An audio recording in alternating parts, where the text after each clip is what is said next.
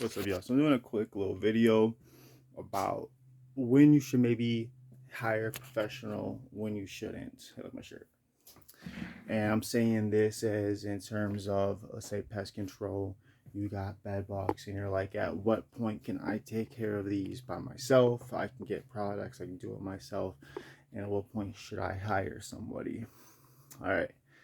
First, I'm going to say in most situations, you should really just hire somebody or take pictures and talk with a professional, because some of these things can be at risk of your health. If you have kids, you could be at risk of possibly DHS, CPS, whatever it is in your area, maybe.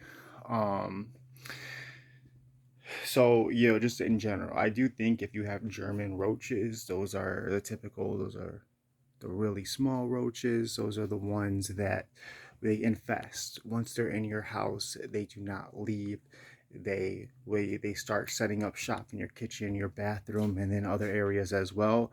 And especially when you get roaches and they're not in the kitchen or the bathroom, that's when you truly have a big infestation, because you really should not be having it in your bedroom, your living rooms. Those are not food sources. More than likely, that means you're bringing food in them areas and you're probably leaving it out. You're dropping crumbs, you're leaving the plate, even though it might be empty, just kind of out. Stuffing wrappers, like just whatever. It's really bad. That, and or that means another area is infested really bad, and you just keep bringing them back and forth. And bed bugs, there's a lot of certain ways you can take on a certain amount by yourself. The thing is, it's going to be expensive regardless. And I really suggest to always get a company, at least get a quote or two. I mean, if you're gonna go with a company, get 2, 3 quotes, but it's just not really not the risk. I mean, they're expensive.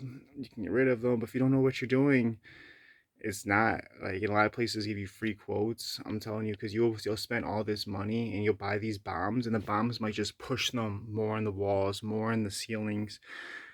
A lot of times you're not making things better by smoking them. What it's doing is you're killing the ones that are really close in the radius, kind of like a bomb going off.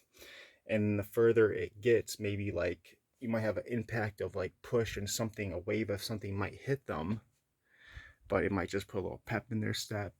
It might mess with them, but they're still alive. And exactly so, it might just be like, all right, now they're going to get in the walls and deep inside the cracks as much as they can, because now they're trying to avoid that smoke. And then what are you going to do? You wait for them to come out so you can kill them? Or you're going to seal, I guess the only thing, well, you're going to seal up all the cracks. Hopefully they just can't come out the wall. They'll start eating each other, die off. Just, well, I was just talking about roaches with the eating each other, not bed, but whatever. Just so in most cases, I'm saying hire a professional.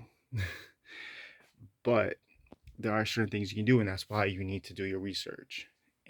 But I'm not going to tell you we can. I do think it's a little more okay to do it yourself when it doesn't have to be done immediately. Maybe it's kind of like a science experiment to you, and it's not something that is currently like heavy impacting you. Like maybe you're having ants, but they're on one counter at home and you're just not using the counter right now.